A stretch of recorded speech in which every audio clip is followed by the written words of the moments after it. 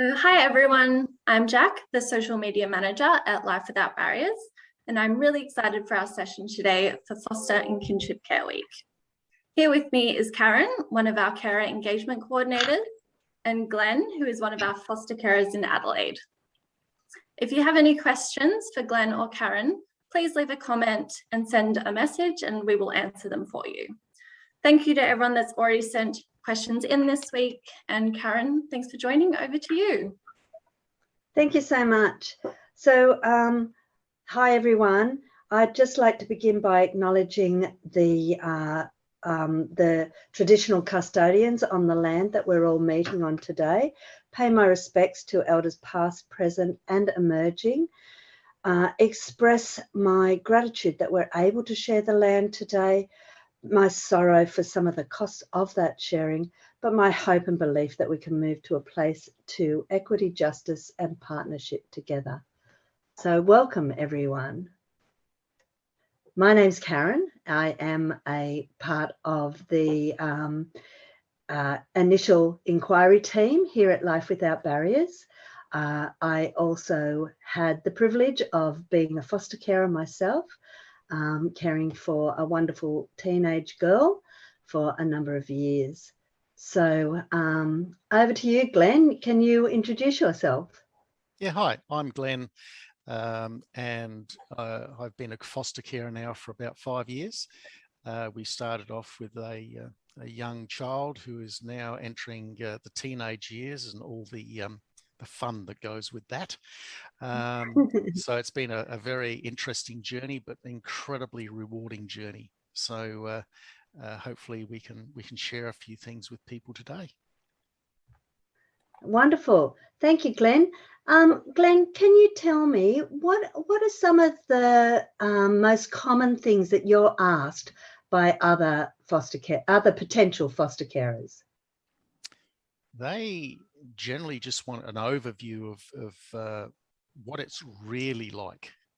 Yeah, that's the question I get asked the most is what is it really like? Because I think everybody has their perceptions, and those perceptions can be good or bad depending on who they've talked to and who they've listened to. My general answer is that it is one of the most important things you can do, possibly one of the hardest things you'll ever do, but definitely one of the most rewarding things you'll ever do.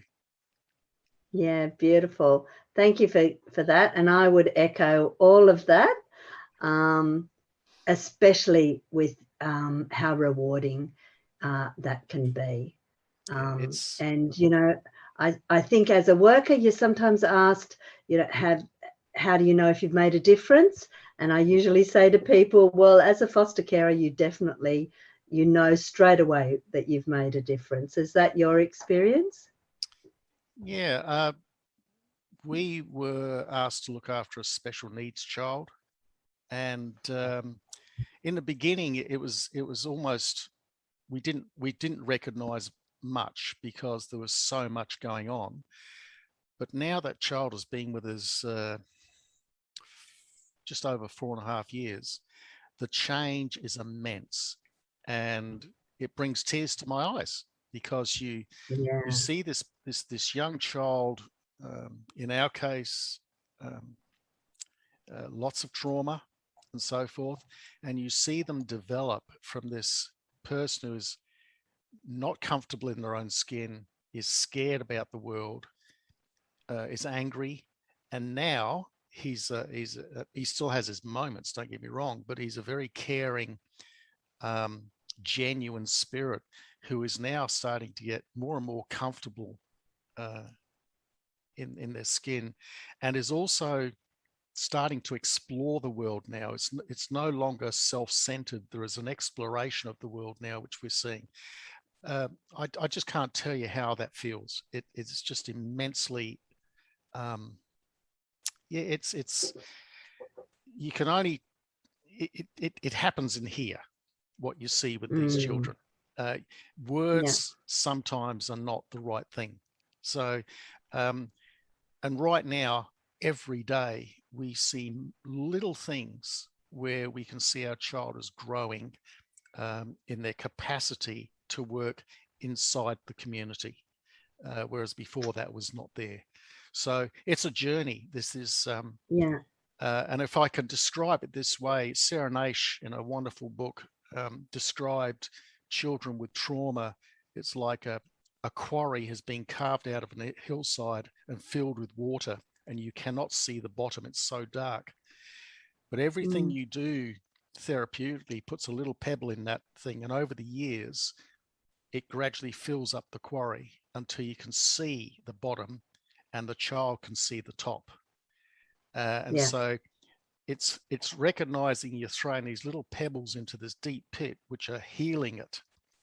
And those are the bits, those are the tiny bits you see. Yeah. So it sounds like, there are some little rewards that you see along the way. It's not that journey where, there are not a lot of rewards. Sounds like it's just a matter of finding those tiny little things, those tiny little changes, and, seeing this person emerge as their best self, I suppose. Yeah, absolutely right. Sorry to interrupt, guys. We've just had some questions come through. So the first one is, I would like to know what are the must-haves when it comes to being an approved carer? Wow. Big question. That's a big question. Basically, firstly, you've got to have the room in your house. There's got to be a separate bedroom, a spare room, because these children need their privacy. They need a place where they can go into and block everything else out, because without that, it can be stressful for them, not let alone the foster care. There should be a fairly stable relationship in the house. Now, if you're a single parent, that's okay. All right. But you need to be stable. There's a whole raft of things that when you inquire more, I think there's a bit of a checklist, and you'd know more about this than I, Karen. I'll get you to jump in a second.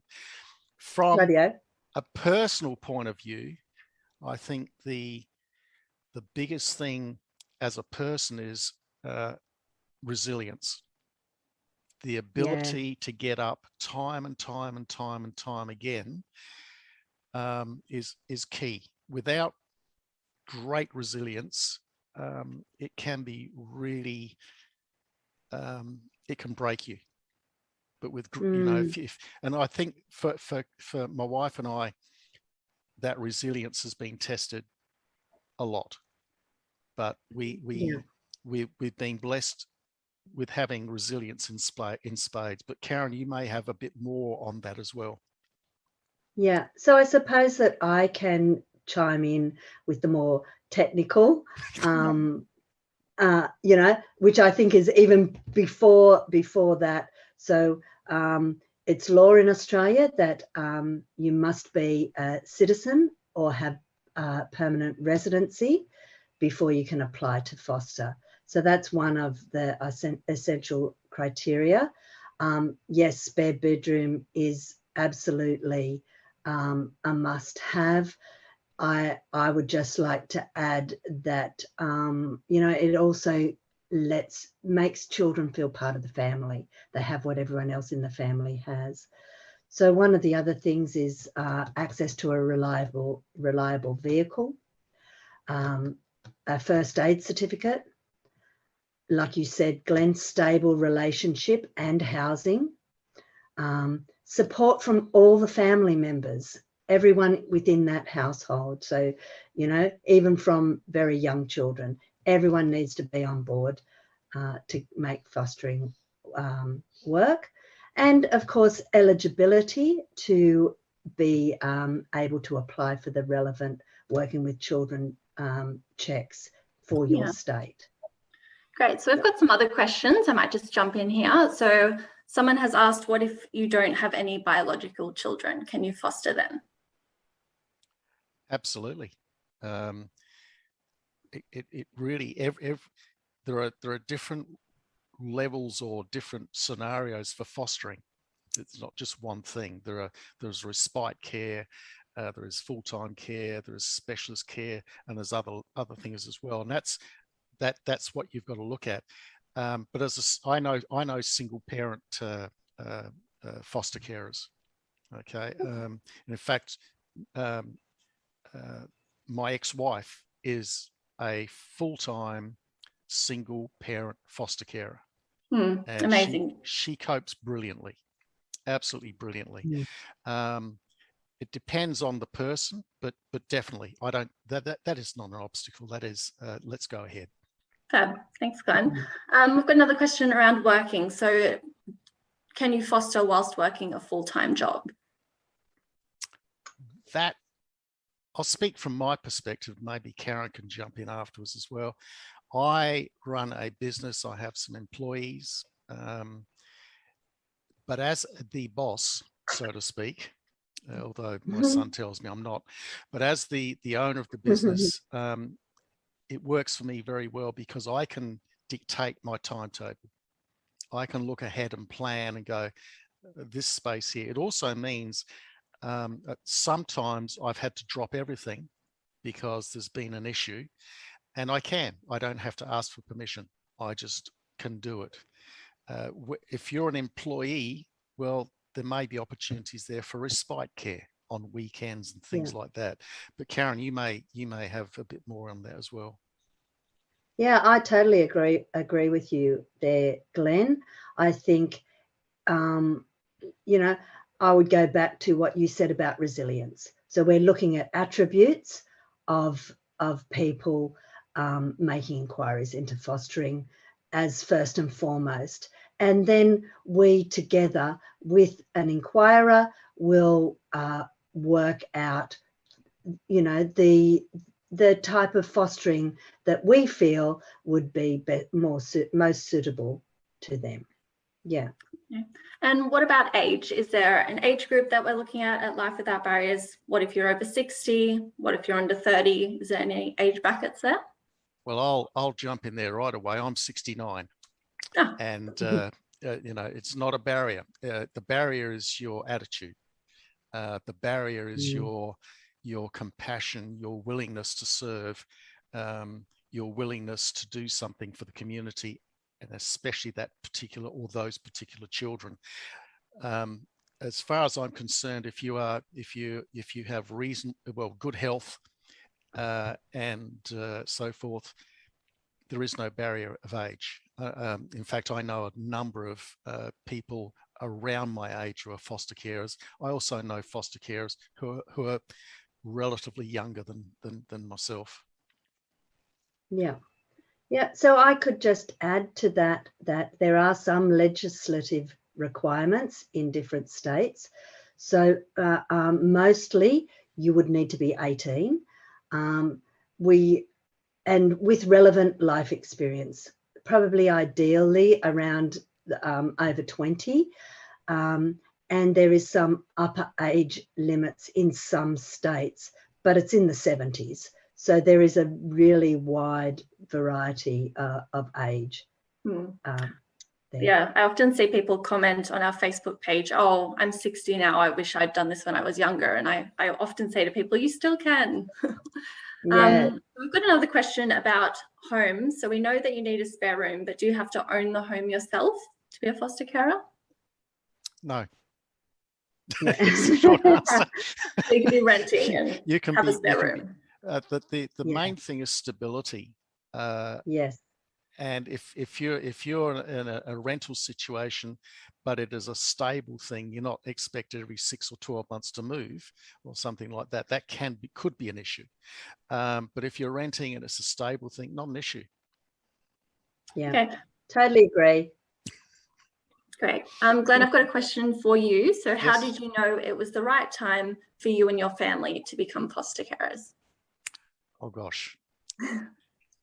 All the big questions. How do I sum this up? It didn't occur to me until probably 10 probably even 7 or 8 years ago. I was at that stage the president of a swimming club, and my ex-wife was bringing along one of her foster children to train with the group. And I looked at this child and I thought, wow, that'd be an amazing thing to do. Now, what I didn't know is my wife and my ex-wife are actually very good friends. And they were chatting, and Karen was saying, oh, I'd really love to foster. But it wasn't until 6 years ago that Karen came to me and said, I'd like to do this. And she was expecting me to push back. And I said, let's go, because I'd already been thinking about it. So it wasn't an instant decision. In fact, Karen probably was thinking about it for 5 or 6 years before me. So it took a while. And then we decided, we were actually asked if we would look after this particular young person. We agreed to that. We trained for that specifically. But then that didn't work out. So we did more training to become specialists and so forth. So it was but we only took on a child because our eldest son was still living at home at the time. And so there were 3 of us in the household, and all 3 of us, we had a pact. If one of us thinks it's not a good idea, it's not on. And my eldest son basically said, well, if we don't do this, who will? Oh, that's beautiful. That kind of feeds into another question for you, Karen. What do you say to someone who's wanting to sort of trial being a foster carer before committing to full-time care? Okay. So, this is something that we like. Get in touch. That's what I'd say. Get in touch with us. We can work with you to keep feeding you information, working with you to help you get ready to foster. We have mechanisms where we can stay in touch with you, do follow-up calls, and just keep providing that information, more and more information, until people do feel that they are ready to foster. Would you suggest doing respite care first? What I would think about is the commitment.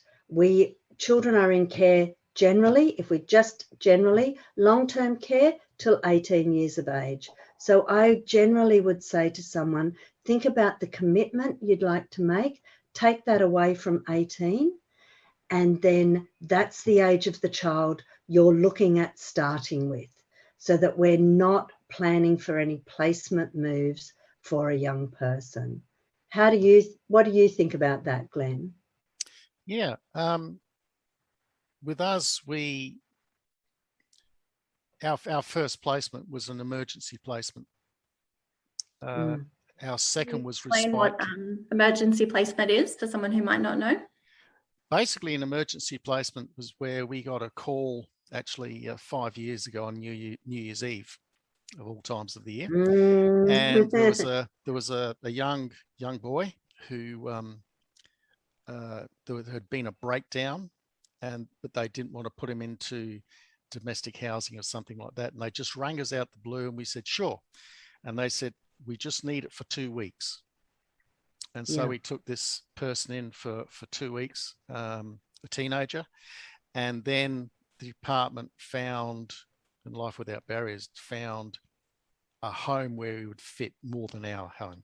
And so that was our first experience. And then after that, we were asked to do some respite care on every second weekend for the lad we now have. And can you explain what respite care is? I've just got someone asking, does that mean weekends and holidays? Or what does respite mean? Respite care, we did every second weekend ourselves.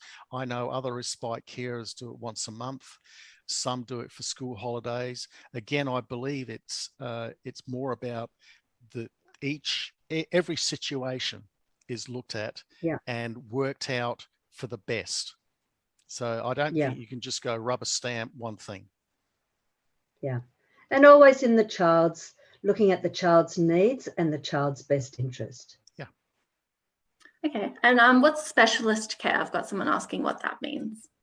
Mm-hmm. that's where we are, and that is a child who has suffered more than likely some trauma, and they require extra help. So we have we're in that situation, and we work very closely with Life Without Barriers, very closely with the department, very closely with the school, and very closely with some therapists to allow our child to continue to move forwards. And it's a continual thing. It is not just like raising a child. It is, you have a child with special needs, and therefore those have to be accommodated in what you do. And so it can seem daunting, but as Karen and I said right at the beginning, it can be also the most rewarding thing you could ever do. Yes, yeah. And I would just add there that for specialist care, these could be children with complex trauma and also high medical needs. So where so the difference is a specialist carer to a generalist carer. So yeah, I hope that explains that a little bit better. Great.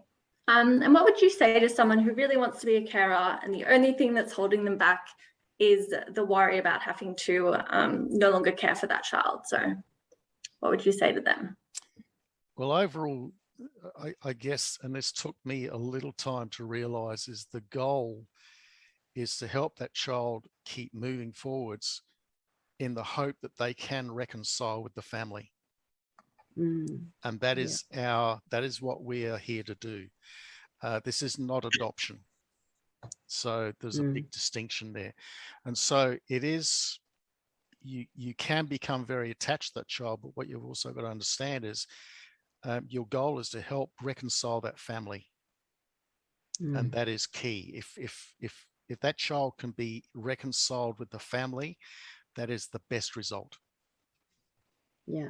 So Glen, what my thoughts around that as well is that obviously it can be very rewarding to reunite a family, but also that what, in my experience, carers that are able to work really well with a child's family never have to leave that family. They become part of their support network. And so you're able to stay in that child's life for as long as you wish to. Well, I can take 30 seconds to talk. My ex-wife looked after a girl for a while. That girl is now an adult. When that girl had a baby, it was my ex-wife who went over to look after them in WA. That person comes back regularly to Adelaide and is part of the greater family. So those links are still there, still supporting, even though that person is now got a very good relationship, has their own family. They're still part of the bigger family. Yeah. Great. So I've had two more questions come through. So one of them is, what is the ongoing support as a foster carer? And also, what training do carers, what are they provided with Life Without Barriers? Lots of training. And I think another key element is the commitment to lifelong learning, because we never know everything. There's always something new to learn. We trained a lot over the time. There was a course we did. It was spread out through the year so we could handle it. There was a fair bit of homework to do, a lot of reading, which was great. And support-wise, we have been really, really blessed with the support. We have an amazing Life Without Barriers support worker. She has been fantastic, and she's been with us for the entire time, which is superb. The department has supported us in various ways, sometimes not as well as what they could have, but that happens. We've had terrific support from the school that our person attends. Again, not always, the best, but the nice thing is we've been able to work with the school and communicate with them. We have had at times to communicate, advocate strongly to make sure our child gets the best. But in general, the support has been fantastic. We've got great support from our extended family as well. So, and I think as a carer, you need to draw on all those supports. So my wife's parents are like the grandparents. My 4 children are like siblings, etc., etc. Yeah, lovely. And I just add in there that in every state in Australia, there is some form of pre-authorisation training, whether that's done with the department or with our own specialist trainers. And then once authorised, we have online modules, and we also provide some face-to-face training. Okay, great. So we've only got 5 minutes left, and I do have another question that's just come through, which might be a big one. So it is, does the child still have contact with the biological families, and do you also have contact with the birth families? Okay, yes. We have, with the biological mother, there are monthly visits, which we support fully, because it's a part of this getting the family together. In this case, we don't believe the child will ever go back to the mother because of the situation. The child also has siblings, which are in another state. And before COVID hit, we would travel to that area so that our child could mix with the other siblings and get to know each other. We're just hoping that the situation at the moment calms down and we can go cross borders and reunite our child with the other siblings. And so that all plays together, and I'll take that a step further. We're also working on reuniting our child with their lands. Lovely. Okay, because that is an important part of culture. I'm an Anglo-Saxon white male, but that doesn't matter. What matters is that this child is looked after in a way that a good functioning family of Indigenous nature would have looked after him. And he would, connection to culture is critical. So we have a number of things planned for the future as our child is able to handle them, to reconnect. Yeah, lovely. And I think I would just add there that what we do is backed by research, and research tells us that the best outcomes for children in foster care are achieved when there's positive relationships with all of the caring adults in that child's life. Yeah. So well done, Glen. Yeah, thank you, Glen. This is all part of the training we've received. All we're doing is we're following the guidelines and asking lots of questions along the way. It's not that we're brilliant. It's just, we've just said, okay, this is the deal. Let's not leave anything out. Yeah. And I think it shows again your openness to learning, and that commitment to ongoing learning, which our staff all do as well. So it's not just that it's something for carers. All of us in this sector are learning all the time. So it is critically important. Agreed. Okay, thanks. So we just have 2 minutes left. So do either of you have anything else you would like to add before we wrap this up? If you're thinking about it, you're halfway there. Take the next step. There are many, many, many children in need of great homes. And if you would have the courage to investigate and really work it out. Don't sit on the sidelines. Have a go. Apply. Go to discovery sessions, whatever is needed, because there's a child out there who would be great fit for you. Thanks, Glen. Awesome. And you might get to speak to me. You're answering phones, aren't you, Karen? I am, yes. I'm one of a team that takes all of the inquiries for all around the country. So yes, you could be speaking to me or one of my lovely colleagues. Okay, amazing. Well, thanks both of you so much for joining today. It was really great. And thanks to everyone that tuned in and watched. If you have any other questions, continue to send them through. You can comment on this video or send us a private message and we'll get back to you. We also have some upcoming foster care webinars for Victoria, Tasmania and South Australia. So if you head to our events page, you'll be able to see them as well. Thank you. Thanks. Right, Thanks everyone. Bye. Bye.